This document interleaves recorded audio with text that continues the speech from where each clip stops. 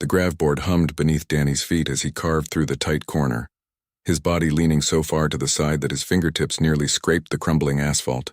Death Road lived up to its name today. 3 sections had collapsed into the valley below since yesterday's rock slide, and the company still expected him to inspect the damaged relay towers along this nightmare of a route. He kicked the board's accelerator node and shot forward, wind whipping through his dark hair. The road ahead twisted like a broken spine along the mountain's edge, dropping off into nothing on his right. Far below, the mining valley sprawled out in geometric patterns of gray and brown.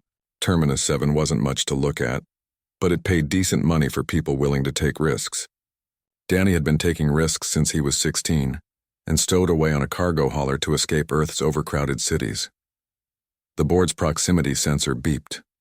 Danny slowed, squinting ahead at the road. Something big had torn through the safety barrier. Metal posts jutted out at odd angles and chunks of concrete littered the road surface. He guided the board to a stop and killed the power. His boots crunched on loose gravel as he walked toward the damage. Below the broken barrier, about 10 feet down the slope, sat an old maintenance bunker. Danny had passed this spot 100 times and never noticed it before. The rock slide must have cleared away years of accumulated dirt and vegetation. The bunker's door hung open, twisted off its hinges. Fresh claw marks scored the metal surface, deep gouges that gleamed silver in the afternoon light. Danny's stomach tightened. Those marks were huge. Everything on Terminus 7 that made marks like that was something you avoided. He should get back on his board and report this to station security. Let them deal with whatever had broken into an old bunker. Instead, he found himself climbing down the slope, testing each foothold before committing his weight. The rational part of his brain screamed at him to stop. The curious part, the part that got him in trouble regularly, won the argument. The bunker's interior was dark and smelled of ozone and something else, something organic and sharp. Danny pulled out his handlight and swept the beam across the space. Standard emergency shelter, maybe 30 years old. Stripped supply racks lined one wall. A broken table lay in pieces, and in the corner, partially hidden behind a fallen shelf, 4 objects caught the light and threw it back in rainbow patterns. Danny moved closer. They were eggs, each one roughly the size of his head, with shells that looked like they'd been carved from raw crystal. Patterns of light pulsed beneath the surface, slow and rhythmic like a heartbeat. He'd seen images of dragon eggs in the colony's xenobiology database. These matched perfectly. His hand was reaching out before he could stop himself. The moment his fingers touched the nearest egg, warmth flooded through him. Not heat exactly, something deeper. A presence pressed against his thoughts, confused and afraid and desperately hungry. The egg rocked. A crack appeared along its equator, glowing from within. Danny stumbled backward, but his eyes stayed locked on the eggs. All 4 were moving now, shaking and cracking with soft sounds like breaking glass. The first egg split open and a small head pushed through. Dark eyes, too intelligent and too aware, fixed on Danny. The creature was no bigger than a cat, with scales that shifted between deep red and orange. Tiny wings unfolded, translucent and veined with gold. The other 3 eggs hatched in quick succession. Blue-gray scales on one, dark metallic green on another, and the last one was pale silver that seemed to absorb light. They made sounds, soft chirping clicks that resonated in Danny's chest. Their eyes never left him. A roar split the air outside. The bunker's walls vibrated with the force of it. Danny's blood turned to ice water. That was a full-grown dragon, and it sounded close. The hatchlings scattered toward him, climbing up his legs with surprising strength. Their claws pricked through his work pants but didn't break skin. They were terrified. He could feel it bleeding into his thoughts, their panic mixing with his own. Another roar, closer now. Something massive moved outside, blocking the light from the doorway. Danny made a decision based purely on instinct. He scooped up the 4 hatchlings, 2 in each arm, and ran for the bunker's back wall. There had to be another way out. Emergency bunkers always had 2 exits. He found it behind the collapsed shelving, a maintenance tunnel barely wide enough for his shoulders. The hatchling squirmed in his grip, making distressed sounds. Outside, something began tearing at the bunker's entrance. Metal screamed and stone cracked. Danny squeezed into the tunnel and crawled, the hatchlings clinging to his back and shoulders now. Their small bodies trembled against him. The tunnel sloped upward, and after 20 feet of desperate scrambling, he emerged on the far side of the rock slide, 50 yards from where he'd left his gravboard. He ran. The hatchlings dug their claws in and held on. Behind him, the sound of destruction continued as something massive demolished the bunker. Danny reached his board and slapped the power node. The board lifted with a whine of anti-grav generators. He jumped on, the hatchlings still clinging to him like scales on his back, and pushed the throttle to maximum. Death Road blurred beneath him as he raced toward Mining Station 6. His heart hammered in his chest. The rational part of his brain finally got a word in, and what it said was simple. He'd just stolen dragon hatchlings. On a colony world where dragons were the apex predators, where dragons and humans had maintained a careful, fearful distance for 30 years. The red-scaled hatchling on his shoulder chirped and pressed its small head against his neck. Danny felt something flow into his mind, not words but meaning, gratitude, trust, need. He didn't slow down, but he didn't turn around either. The station's lights appeared on the horizon as the sun began to set. Danny had no idea what he was going to do with 4 baby dragons, but he knew one thing with absolute certainty. He wasn't going to abandon them. Not when they looked at him like he was their whole world. The board carried them into the failing light, and behind them, somewhere in the mountains, a mother dragon screamed her loss to the uncaring sky. Danny's quarters at Mining Station 6 measured exactly 12 feet by 8 feet, which made it one of the larger single-occupancy rooms. Right now, with 4 increasingly active dragon hatchlings exploring every surface, it felt about as spacious as a shoebox. The red one, which Danny had started calling Ruby in his head, perched on his desk and examined his datapad with intense focus. She kept tapping the screen with one small claw, watching the display change, then making a pleased chirping sound. The blue-gray one, Cobalt, had discovered that the ventilation grate made excellent sounds when tapped in different spots, and was conducting what seemed to be a musical experiment. The metallic green hatchling Flint was trying to eat Danny's spare boots, and the silver one, Spark, sat on Danny's pillow and watched everything with eyes that made Danny deeply uncomfortable in how intelligent they seemed. It had been 6 hours since Danny had smuggled them into the station in a cargo bag. 6 hours of watching them grow visibly larger, their movements becoming more coordinated, their chirps and clicks developing into distinct patterns. 6 hours of realizing he had made a decision that was either incredibly brave or monumentally stupid. Probably stupid. Ruby abandoned the datapad and glided across the room. Her wings weren't strong enough for real flight yet, but she could manage short, controlled falls that looked graceful. She landed on Danny's shoulder and pressed her head against his cheek. Warmth flooded into his mind again, that strange connection he'd felt since they hatched. This time it carried a clear message: hunger. Danny sighed. He'd tried feeding them everything he had: protein bars, reconstituted vegetables, even the emergency ration packs that supposedly contained nutrients for most known biological systems. The hatchlings had sniffed each offering, made disgusted sounds, and gone back to exploring. But they were hungry. He could feel it getting worse. His console beeped. Danny's heart jumped. He grabbed Ruby and placed her on the desk, then herded the other 3 into the small bathroom area. They protested with louder chirps but complied. Dragons might be powerful creatures, but these babies seemed to understand when he was serious.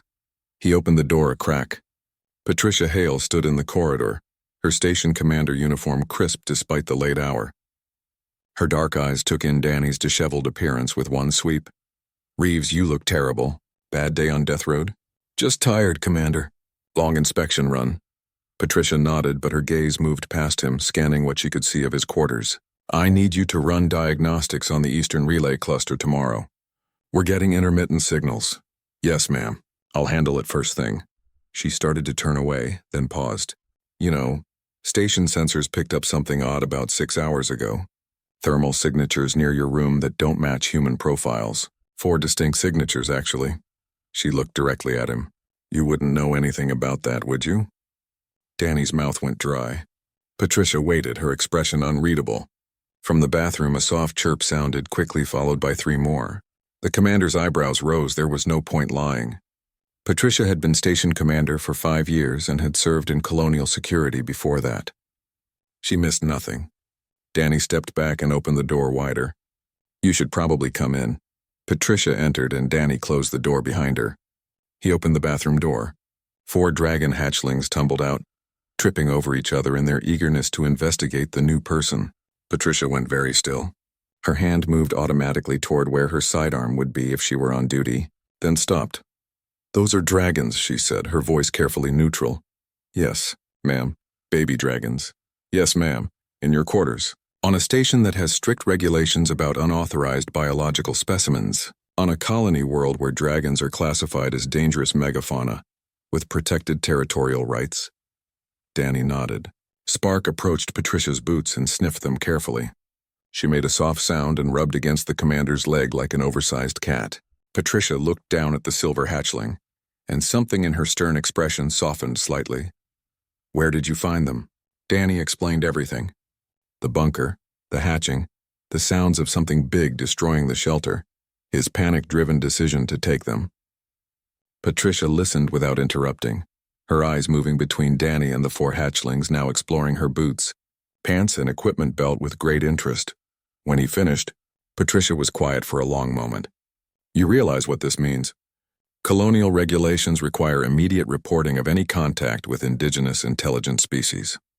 These hatchlings should be in a xenobiology research facility, being studied by experts. They'd be experimented on. They'd be documented and understood. We know almost nothing about dragon development. This could be an incredible opportunity for science." Ruby climbed up Danny's leg and onto his shoulder again, settling against his neck with a contented sound. Through their connection, Danny felt her exhaustion, her hunger, and underneath it all, her absolute trust that he would protect her. "I can't do that to them, Commander. They're not specimens. They're just babies who got left behind somehow." Danny met Patricia's eyes. "I was left behind once. Orphaned in a transport crash when I was 8. Bounced through 6 different emergency shelters before I was old enough to work. I know what it feels like to have everyone see you as a problem to be managed rather than a person who needs help." Patricia's expression shifted. She'd seen Danny's file when he transferred to the station. She knew his history. Her hand reached out slowly and Cobalt bumped against her palm. The commander's fingers moved gently across the hatchling's scales. Cobalt made a pleased trilling sound. "They're beautiful," Patricia said quietly.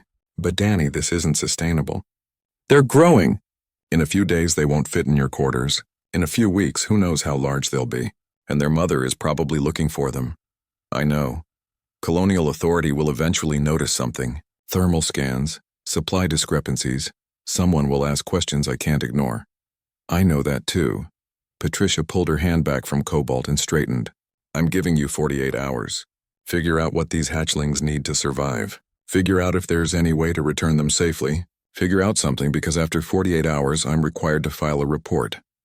She moved toward the door, then paused. "The mining equipment storage has industrial mineral supplements. Section 7, container marked hazardous. Those supplements contain concentrated ore compounds meant for machinery calibration. I mention this only because you're in charge of equipment maintenance and might need to inventory that section." Danny understood. She was helping him, while maintaining deniability. "Thank you, Commander." Patricia opened the door. "Don't thank me yet. In 48 hours, you might end up court-martialed.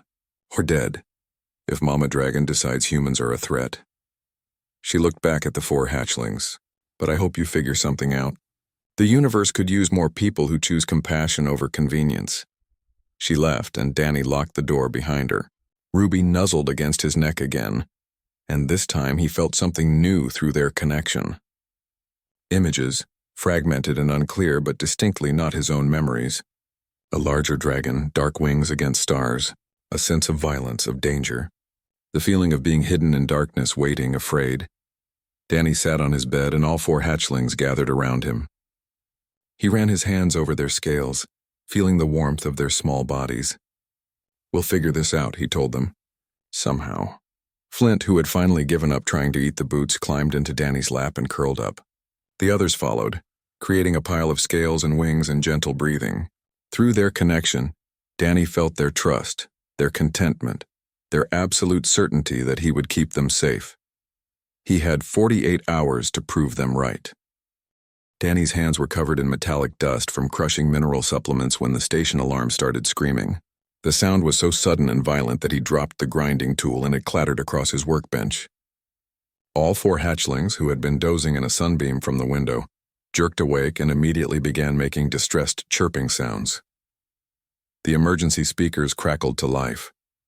All personnel to safe zones. This is not a drill. Massive lifeform approaching station perimeter. Defensive protocols activated. Danny's heart stopped. He ran to the window and looked out across the rocky plain that separated the mining station from the mountain range. Something huge was descending from the sky, wings that looked like they could blot out the sun itself. Even from this distance, he could see the shimmer of scales, the deadly grace of a predator that had no equals on this world. Ruby jumped onto his shoulder and made a sound Danny had never heard before. Not a chirp or a trill, but something deeper, resonant. The other 3 hatchlings joined in, and suddenly Danny's quarters filled with a harmonic vibration that made his bones ache. Through their connection, images flooded his mind. The same dark-winged dragon from before, but clearer now. Memories that weren't his own. A voice not in words, but in pure emotion and intent. Mother. They were calling to their mother. Danny grabbed his jacket and headed for the door. The corridor outside was chaos, with people running toward the designated safe zones in the station's reinforced core. Someone grabbed his arm. Patricia appeared beside him, her face tight with tension. Get to the shelter. Reeves, now. I can't. That dragon out there. It's looking for them. Danny gestured to the 4 hatchlings clinging to his shoulders and arms. It's their mother. Patricia stared at him. You're certain? They're certain. I can feel it through whatever connection we have. Danny could hear the desperation in his own voice. She's not here to attack the station. She's searching for her babies. The defense grid doesn't know that. If she crosses the perimeter, the automated weapons will fire. Patricia's expression shifted, running through calculations. Even if you're right, what can you do? You can't just walk out there. Yes, I can. I have to. Danny was already moving toward the emergency exit. If those weapons fire, she'll retaliate. You know she will. This whole station could be destroyed. You'll be killed before you get within 100 feet of her. Danny didn't slow down. Behind him, he heard Patricia swearing, then her boots pounding after him. They reached the emergency exit together.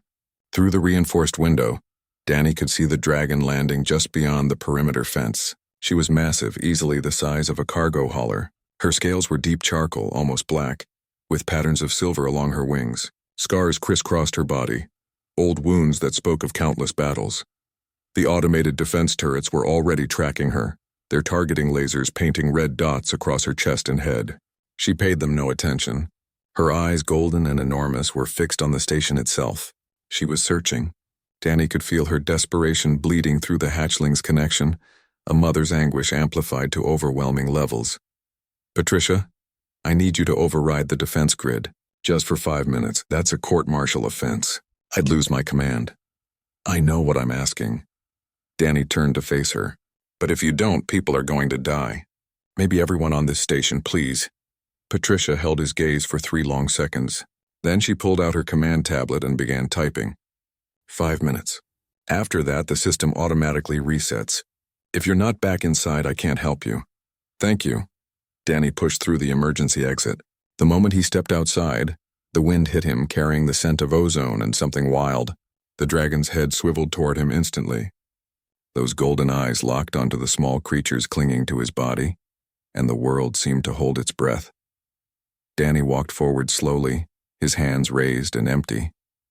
Every instinct screamed at him to run, to hide, to do anything except approach a predator that could end him with a casual swipe of one talon.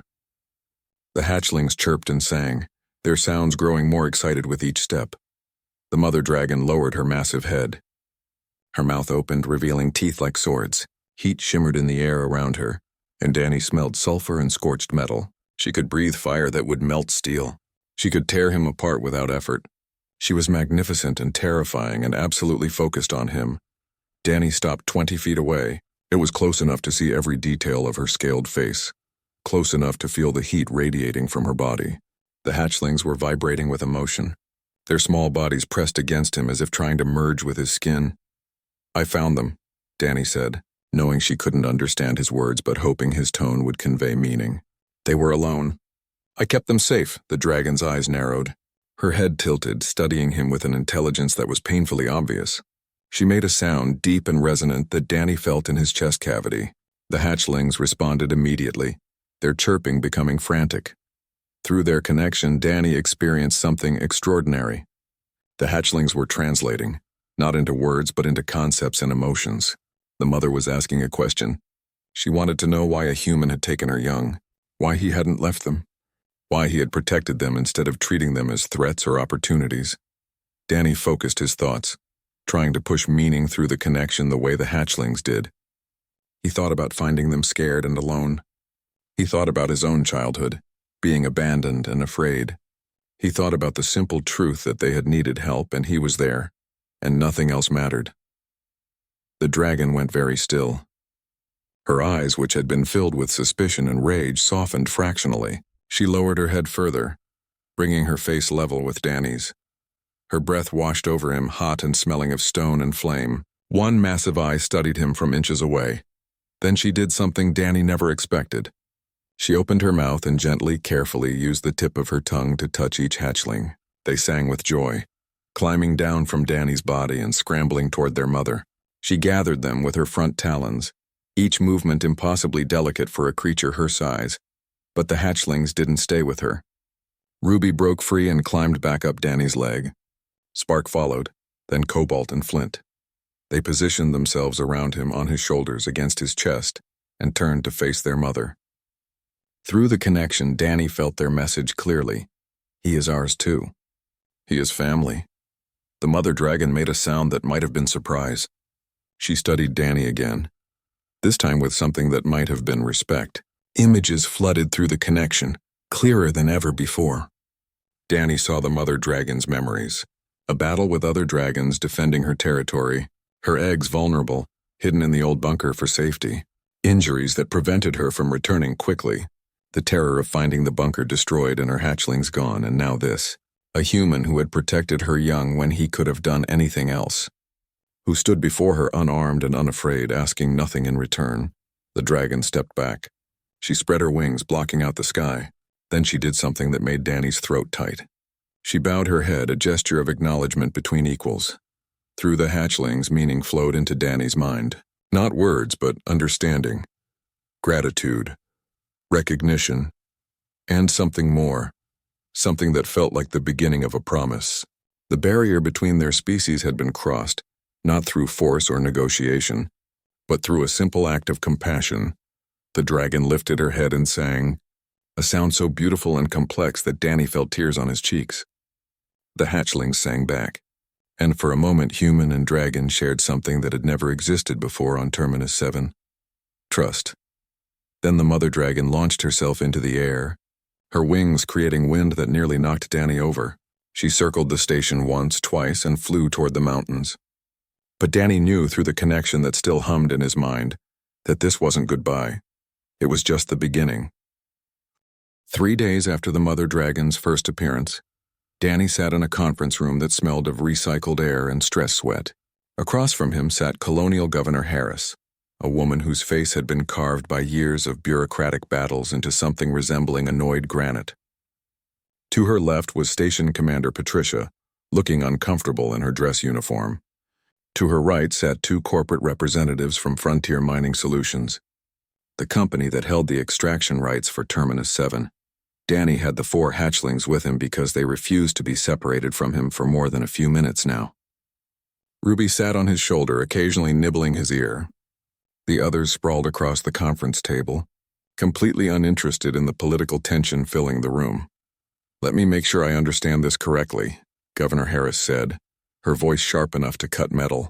You, a maintenance engineer with no diplomatic training, no xenobiology credentials, and a history of disciplinary issues, have somehow established communication with a species we've been unable to contact for 30 years. I wouldn't say I established anything, ma'am. The hatchlings did most of the work. I just didn't run away when things got weird. One of the corporate representatives, a man named Foster with expensive augments and cheaper morals, leaned forward. The question isn't how you did it. The question is what legal authority you have to negotiate on behalf of humanity. The answer, Reeves, is none. This entire situation should be turned over to proper authorities. Patricia spoke up before Danny could respond. With respect, sir. The dragon specifically requested Danny. When the mother returned yesterday, she made it clear through the hatchlings that he's the only human she'll work with. We can't force a diplomatic relationship on terms the other party rejects. Dragons don't request anything. They're animals, Commander. Intelligent animals perhaps, but still wildlife. Foster pulled up a holo display. Frontier Mining Solutions has invested billions in the Terminus 7 operation. We have contracts, obligations, and stakeholders who expect returns. We can't have company policy dictated by lizards and a skateboarder who plays hero. Ruby's head snapped toward Foster, and a thin stream of smoke curled from her nostrils. The corporate representative went pale and leaned back. Cobalt, from his position on the table, made a sound that was definitely a laugh. Governor Harris held up a hand. Let's focus on what matters. You claim the dragons are proposing an alliance. Explain exactly what that means. Danny took a breath. Over the past 3 days, the mother dragon, whose name he understood through the hatchlings as something like Ashwing, had returned twice more. Each visit brought clearer communication. The hatchlings were growing rapidly, their translation abilities developing alongside their bodies. What had been vague emotions was becoming complex ideas. The dragons know where the richest mineral deposits are. They can sense ore composition through the rock itself, something our scanners can't do. Ashwing is offering to share that information. In exchange, she wants access to human medical technology. Specifically, she wants to save dragon hatchlings that are injured or sick. Their mortality rate is high, apparently. The second corporate representative, a woman named Chen with calculating eyes, pulled up financial projections. If what you're saying is accurate, the dragons could locate deposits that would multiply our extraction efficiency by a factor of 10 or more. The profit margins would be extraordinary. Exactly, Foster said, his fear forgotten. Which is why this needs to be handled properly. We should establish a formal framework. Bring in experts, create protocols that protect our interests. The dragons don't want protocols, Danny said. They want trust. Ashwing was very clear about that. She's offering this alliance because I helped her children without asking for anything. The moment this becomes about profit margins and corporate interests, they'll disappear back into the mountains. Governor Harris studied him with eyes that missed nothing. You understand you're asking me to stake the colony's relationship with an indigenous species on your ability to maintain trust with creatures we don't understand? If this fails, if the dragons decide humans are a threat, they could wipe out every settlement on this planet. They could have done that 30 years ago when we first arrived. They chose not to. They've been watching us, learning about us, waiting to see if we were worth talking to. Danny met her gaze. Ashwing showed me memories. Dragons are dying from injuries and diseases that our medical tech could easily treat. She's desperate enough to risk contact with aliens who've done nothing but avoid her kind for decades. That's not aggression, Governor. That's hope. The room fell silent. Flint, who had been dozing on the table, woke up and wandered over to Governor Harris. The hatchling looked up at her with eyes that reflected the room's lights like gemstones. Harris reached down slowly and let Flint sniff her hand. They're remarkable, she said quietly. I've seen the footage from the perimeter cameras. The mother dragon could have destroyed this station in minutes, but she held back. She showed restraint we haven't seen from any megafauna species. Harris pulled her hand back and straightened. But remarkable doesn't mean predictable. What happens when the dragons want something we can't give? What happens when human expansion conflicts with their territory? We talk about it. We find solutions. The same way any two intelligent species should. Danny knew he sounded naive, but he also knew what he'd felt through the hatchlings. They don't want war any more than we do. They just want their children to survive. Foster shook his head. This is insane. We're talking about restructuring our entire colonial operation based on the feelings of animals and the instincts of an engineer who should be repairing relay towers. Patricia stood up. With respect, sir, Danny Reeves has accomplished in 3 days what our diplomatic corps, our xenobiology teams, and our military consultants failed to do in 30 years. He made first contact with an intelligent species through compassion and courage. Maybe that's exactly the kind of person who should be handling this. The governor's tablet chimed. She glanced at it and her expression shifted. It seems the decision may be out of our hands. Ashwing has returned. She's landing outside the station perimeter right now. And according to sensors, she's not alone. She's brought 3 other adult dragons. Danny's stomach dropped. Through his connection with the hatchlings, he felt their excitement mixed with nervousness. Ruby sent him an image. 4 adult dragons, massive and powerful. Carrying something. Gifts. They were bringing gifts. I should go out there, Danny said. Standing. Absolutely not, Foster protested. This could be a trap. We should mobilize security, establish a defensive position. If we do that, any chance of peace ends right now. Danny looked at Governor Harris. "Please, let me try." The governor studied him for a long moment. Then she stood. "I'm coming with you.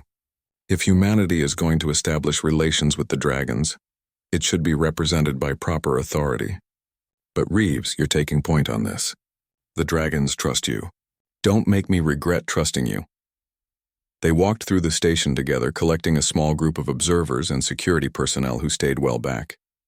When they reached the perimeter, Danny saw what had brought the governor's alert. 4 massive dragons stood beyond the fence, each one a different color and size. Ashwing was the largest, her dark scales gleaming in the sunlight. The others were bronze, deep green, and pale gold, and at their feet sat dozens of containers, each one filled with minerals that glowed with inner light. Danny had seen enough ore samples to recognize chromium, platinum, uranium, and compounds he couldn't even identify. A fortune in raw materials just sitting there. The hatchlings sang, and through them Danny understood. This was the dragons' opening offer. Their proof that cooperation could benefit both species. Their hope that humans would choose partnership over exploitation. Danny walked forward, the governor beside him. Behind them, he heard Chen calculating the value of the minerals. He heard Foster arguing about security protocols. He heard Patricia quietly giving orders to keep the defense grid offline. But what Danny focused on was Ashwing's eyes as she lowered her head in greeting. In those golden depths, he saw something humanity had searched for across the stars and rarely found. He saw equals offering friendship. The future of 2 species balanced on what happened next. The treaty site sat in a natural amphitheater where the mountain range met the valley floor, exactly halfway between the dragon territories and the human mining stations. Danny stood at the center of it, watching work crews from both sides prepare for tomorrow's ceremony. Human engineers set up translation, equipment, and recording devices, while dragons brought stones carved with symbols that glowed faintly in the fading light. 2 weeks had passed since the dragons made their offer. 2 weeks of careful negotiation, of learning to communicate through the 4 hatchlings who were growing larger every day.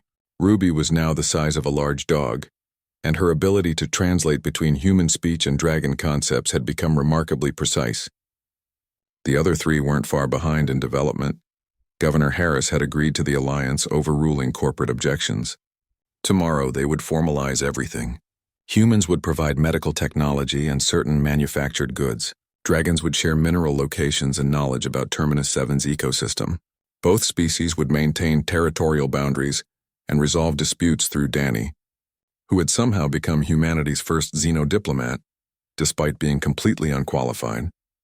Danny's communicator buzzed. Patricia's voice came through, tense and clipped. "We have a problem. Get back to the station, now." He was on his grav board within seconds, Ruby clinging to his shoulders. The other 3 hatchlings stayed at the treaty site with Ashwing, who had taken to supervising the preparations with an intensity that made even the most experienced engineers nervous. The flight back to Mining Station 6 took 15 minutes. Danny saw the problem before he landed. Corporate security vehicles surrounded the main building, more than the station usually had. These weren't local guards. They were private military, the kind Frontier Mining Solutions deployed when they wanted to make problems disappear. Patricia met him at the landing pad, her face grim. "Foster brought in outside contractors. He claims it's for additional security during the treaty ceremony. But I've seen the equipment they're moving. That's not defensive gear. Where are they now?" "Conference room. Governor Harris is trying to maintain control, but Foster's claiming authority under corporate charter. He's arguing that the alliance threatens shareholder interests and must be stopped." Danny felt Ruby tense on his shoulder. Through their connection, alarms spiked. She was picking up something. Some danger her senses detected that humans couldn't. He pushed through the station doors and headed for the conference room, Patricia beside him. They arrived to find chaos. Governor Harris stood on one side of the room, her security detail behind her. Foster and Chen occupied the other side with a dozen armed contractors. The air crackled with tension. Foster saw Danny and smiled. It wasn't a pleasant expression. "Reeves, excellent timing. We were just discussing how tomorrow's ceremony needs to be postponed indefinitely." "That's not going to happen," Governor Harris said. "The dragons are expecting us. Breaking our word now would destroy any chance of peaceful relations. Peaceful relations with animals aren't worth sacrificing human economic interests. Foster pulled up a hollow display showing profit projections. Our analysts have run the numbers. If we share mining locations with dragons, we give up leverage. Once we have the medical technology, they have no reason to keep helping us. This alliance is a trap.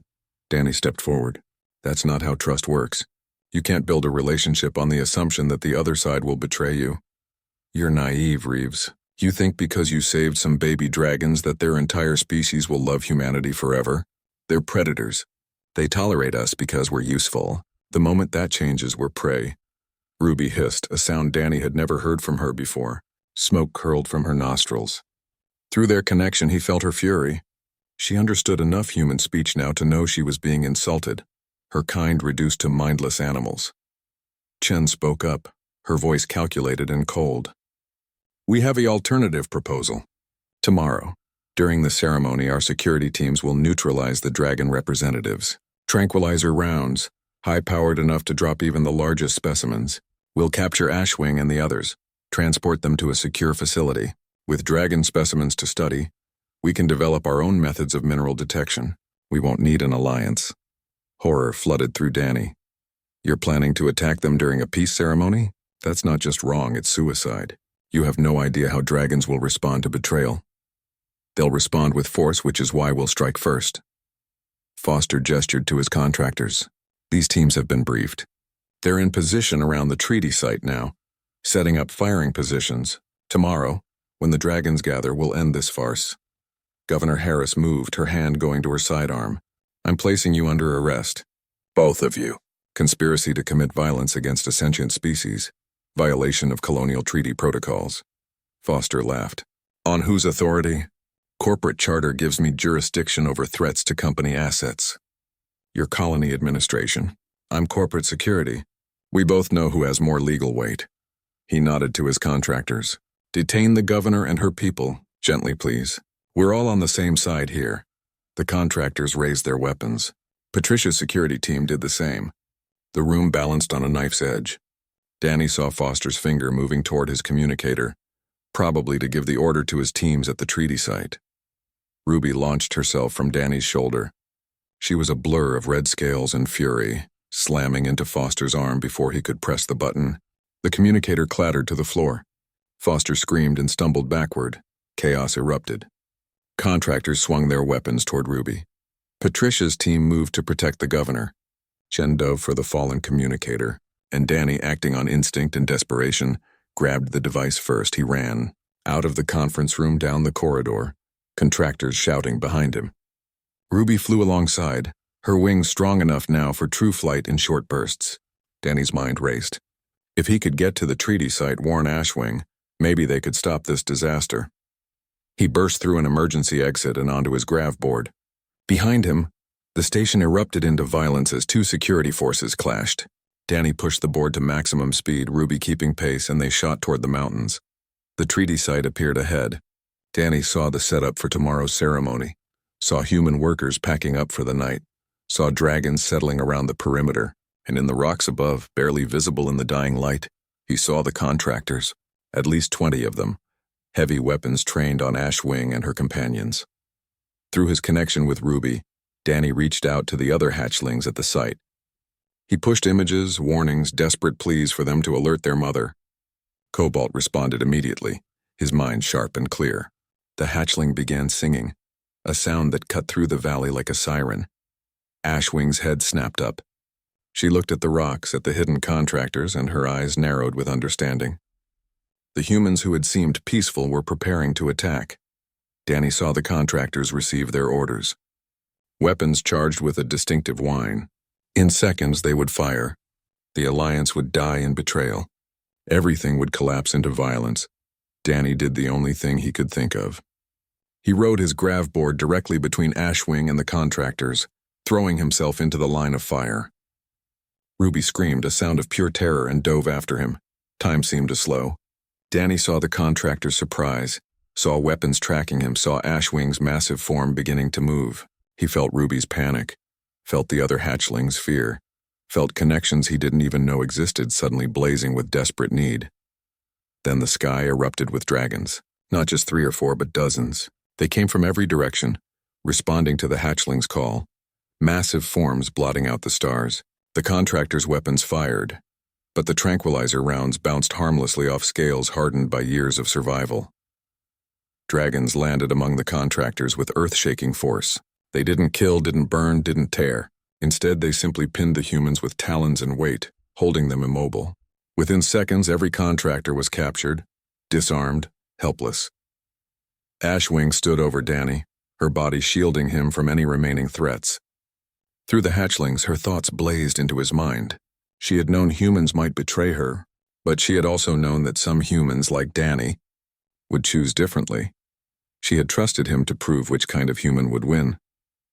Dawn broke over what everyone was now calling Unity Pass, and Danny stood at the edge of the natural amphitheater where yesterday had almost seen disaster instead of diplomacy. The treaty stones still stood in their careful arrangements, human technology sitting beside dragon carvings. The difference was that now, those stones represented something real. Something that had survived attempted betrayal and emerged stronger. Governor Harris approached, her uniform showing the wrinkles and stress of a very long night. Behind her, colony security officers stood guard over Foster, Chen, and their contractors, all of whom would be facing serious charges. The governor had moved quickly once Danny's warning reached her, using emergency powers to arrest the corporate team before they could cause more damage. The dragons could have killed all of them, Harris said quietly, looking at where Ashwing rested with her 3 companion dragons. They had every right to respond with overwhelming force after an attempted attack. Instead, they restrained themselves and waited for us to sort out our own mess. They gave us a chance to prove we're better than our worst impulses, Danny said. Ruby dozed on his shoulder, exhausted from yesterday's events. Ashwing knew some humans would try to sabotage the alliance. She just wanted to see if enough of us would fight for it, and you nearly got yourself killed proving it. Harris shook her head, but there was respect in her expression. Throwing yourself between dragons and hostile fire, that was either the bravest or stupidest thing I've ever witnessed. Probably both. Danny watched as Cobalt, Flint, and Spark played with some human children who had been brought to witness the ceremony. The hatchlings were gentle despite their growing size, and the children laughed as scales glinted in the morning sun. But it worked. We're still here. The alliance is still happening. The ceremony began an hour later. Representatives from every human settlement on Terminus 7 gathered on one side of the amphitheater. On the other side, more than 50 dragons assembled, their scales creating a rainbow of colors against the gray stone. Danny stood in the middle with the 4 hatchlings, who had grown large enough that they could no longer all perch on him at once. Governor Harris spoke first. Her words translated through Ruby into dragon concepts and broadcast to both species. She talked about cooperation, about the strength that came from combining different abilities, about choosing hope over fear. Then Ashwing responded. Her deep harmonics translated back through Ruby into human speech. She spoke of watching humans struggle on this harsh world, of recognizing determination and adaptability, of deciding that any species brave enough to thrive on Terminus 7 deserved respect. When both leaders finished, they approached the treaty stones together. Harris placed her hand on the human side. Ashwing touched the dragon side with one massive talon. Light blazed from the carvings. Human technology and dragon art working together to create something neither species could achieve alone. The crowd erupted in cheers and dragon song that shook the mountains. Over the following months, Unity Pass transformed. What had been a simple ceremony site became the first permanent joint settlement. Humans built medical facilities using dragon-sourced materials that proved superior to anything they could manufacture. Dragons brought their injured and sick, and human doctors worked alongside dragon healers to save lives that would have been lost. Danny's role evolved from accidental diplomat to permanent liaison. He designed a sanctuary where hatchlings could interact with humans safely, where both species could learn from each other. The 4 dragons who started everything, Ruby, Cobalt, Flint, and Spark, became the first generation of what people were calling bridge walkers, creatures comfortable in both worlds. Patricia received a promotion to regional commander, overseeing the expansion of human-dragon cooperation across Terminus 7. She never let Danny forget that he still had regular maintenance duties, though those duties now often involved installing communication equipment in dragon territories. The medical exchange proved even more valuable than anyone expected. Dragon knowledge of Terminus 7's ecosystem helped humans develop treatments for diseases that had plagued the colony for years. Human surgical techniques saved countless dragon hatchlings from injuries that would have been fatal. Both species discovered that their strengths complemented each other perfectly.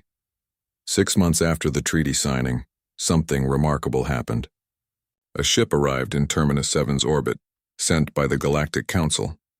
For 30 years, the Council had monitored humanity's expansion, watching to see if humans could coexist with other intelligent species. The alliance with the dragons changed everything. The Council extended formal recognition to humanity, offering membership and access to the wider galactic community. Danny watched the news broadcast from Unity Pass, Ruby resting beside him. She was nearly full-sized now, her red scales gleaming like polished metal. Through their connection, which had only grown stronger with time, he felt her pride and satisfaction. "We did something important, didn't we?" he said aloud. Ruby's thoughts flowed into his mind clearer than ever.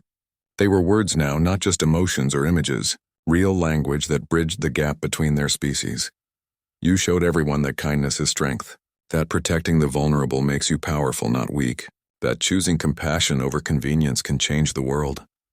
She nudged him with her head, a gesture that would have knocked him over if he hadn't been bracing for it. "You just did what humans do best. What's that? You cared when you didn't have to.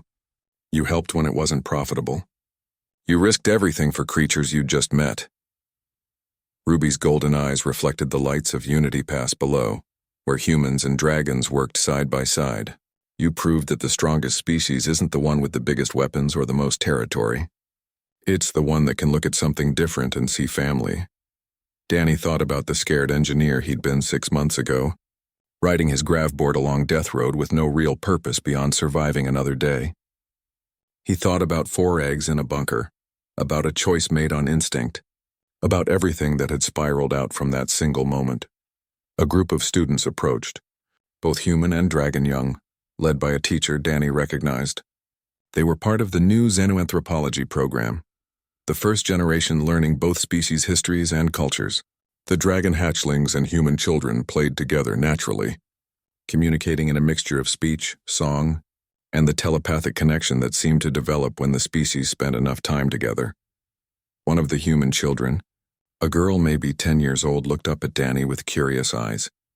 "Is it true you saved Ruby and the others from the collapsed bunker all by yourself?" "I helped them," Danny said. "But they saved me too. They taught me that being different doesn't mean being separate. They showed me that family isn't just about who you're born to. It's about who you choose to protect." The girl smiled and ran back to play with a young dragon who was teaching the human children to harmonize with dragon song. The teacher nodded gratefully to Danny and followed. Ruby made a contented sound. "The first human I ever saw was you. I was scared hungry alone. You could have left us. You could have treated us like objects to study or problems to solve. Instead, you picked us up and took us home. I'm glad I did. So are we." Ruby stood and stretched her wings, which now had a span of nearly 20 feet. "Want to go flying?" "Ashwing is taking a group to scout new mineral deposits in the northern range. She says you should see it. The crystals there sing when the wind blows through them." Danny climbed onto Ruby's back, settling into the space between her wings that seemed made for him. They launched into the air together, joined quickly by Cobalt, Flint, and Spark. Below them, Unity Pass glowed with activity. Humans and dragons building something unprecedented, a future neither species could have imagined just months ago. As they flew toward the northern mountains, Danny looked back at Death Road, the crumbling highway where this had all started. It looked different now, less threatening, more like a pathway between possibilities, the place where a skater stopped to help and changed everything. Governor Harris had renamed it officially last week. Now it was called Compassion Highway. Danny thought that was a bit dramatic, but he understood the sentiment. Sometimes the most important journeys weren't about distance traveled or destinations reached. They were about the choices made along the way. Ruby's thoughts drifted into his mind. "What are you thinking about?"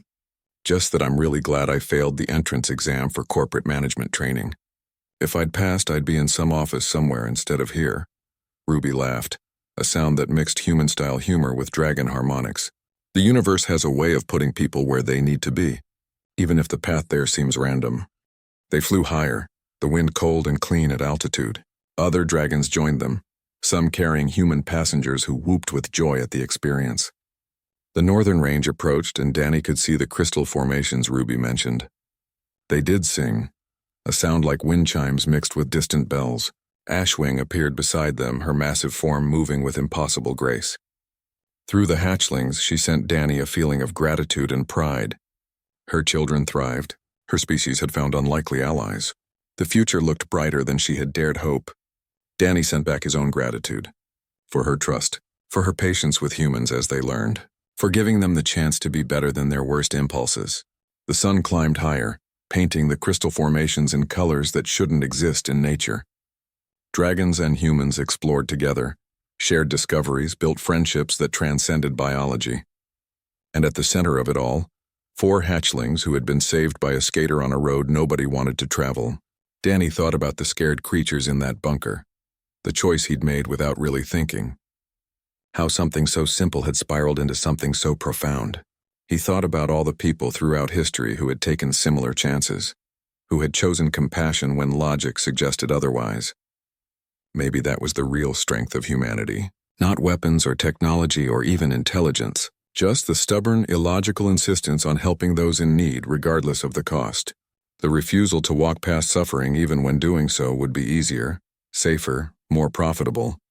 Ruby banked toward a crystal spire that hummed with deep tones. Cobalt, flint, and spark followed, creating a formation that made the other dragons sing with approval. Human passengers called out in wonder. 2 species different in every possible way, sharing a moment of pure joy. Down in Unity Pass, more humans and dragons worked together on the next phase of their alliance. Up in the mountains, scouts mapped territory that both species would explore. In orbit, council ships waited to carry the news of this unlikely partnership to the wider galaxy, and somewhere on Compassion Highway another traveler might stop, might see something that needs help, might make a choice that seems small in the moment, but ripples outward in ways impossible to predict. Danny smiled and held on as Ruby dove toward the singing crystals. The road ahead was uncertain, full of challenges neither species fully understood. But they would face it together, humans and dragons, building something better than either could create alone, all because one person stopped by the road of death and chose to help.